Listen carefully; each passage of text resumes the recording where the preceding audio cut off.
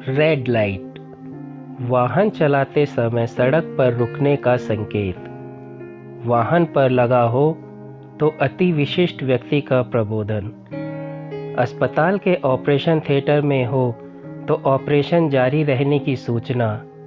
पर इन सब के अतिरिक्त एक रेड लाइट एरिया भी होता है जिसे समाज अच्छी नज़रों से नहीं देखता।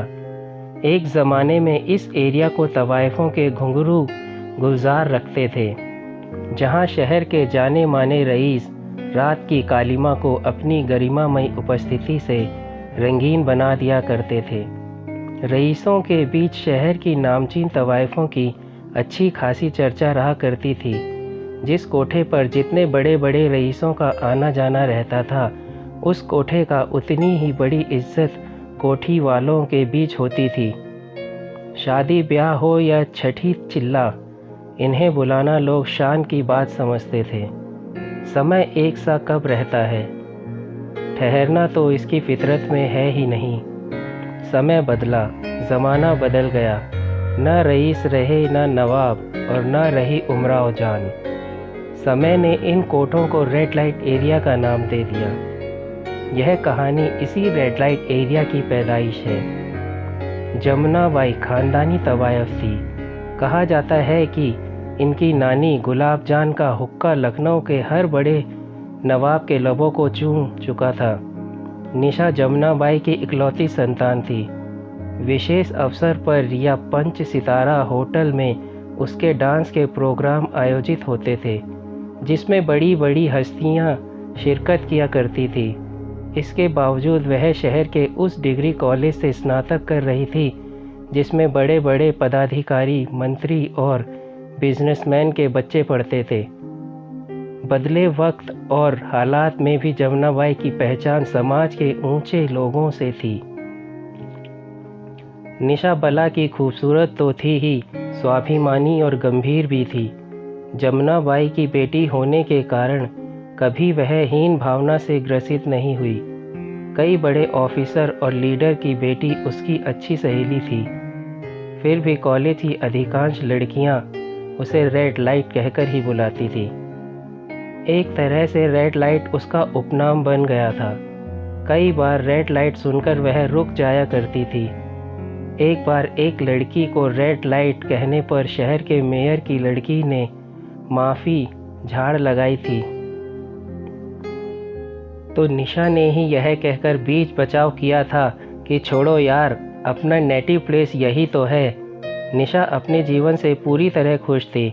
एक दिन वह कॉलेज से घर लौटी तो माँ के कमरे में किसी पुरुष की आवाज़ सुनकर उसके कदम थम से गए।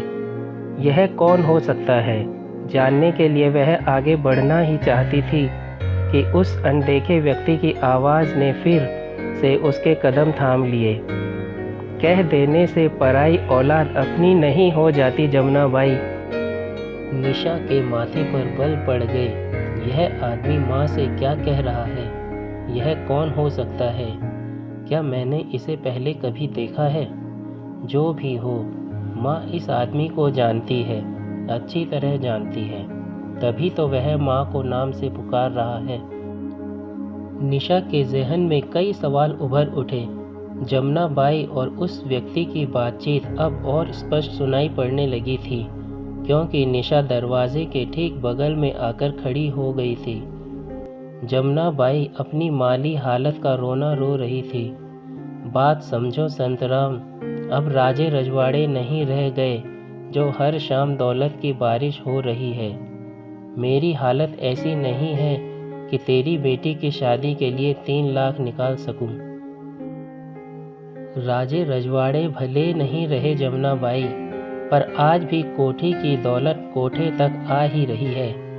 याद करो जमुनाबाई, मैंने इन्हीं हाथों से कितनी कलियों को उनके चमन से जुदा कर तुम्हारा गुलशन आबाद किया है।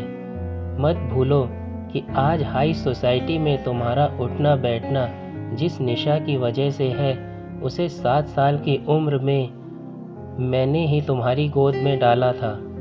यह सुनते ही जमुनाबाई शेरनी की तरह दहाड़ उठी।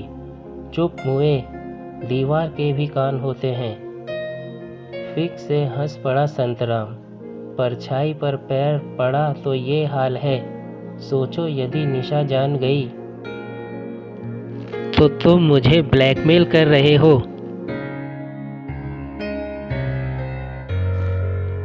नहीं जमुना बाई, अंग्रेजी तो मुझे आती नहीं। बेटी की शादी के लिए जेवर की मदद तुम नहीं करोगी तो कौन करेगा। निशा का चेहरा बर्फ की तरह सफ़ेद पड़ चुका था। पाँव बेजान हो चुके थे। किसी तरह खुद को घसीटते हुए अपने कमरे तक ले आई। क्षण भर सोचा और फटाक से अपनी अलमारी खोल दी। अलमारी में से जेवरों का डिब्बा निकाला, खोल कर देखा और घर के बाहर मोड़ पर आकर खड़ी हो गई। अपने घर से एक आदमी को निकलते देख कर निशा ने अनुमान लगाया कि यही संतराम है, पर वह उसे चेहरे से पहचानती नहीं थी। वह आदमी निशा को देखकर ठिठक गया। अब उसे पक्का यकीन हो गया कि यही संतराम है।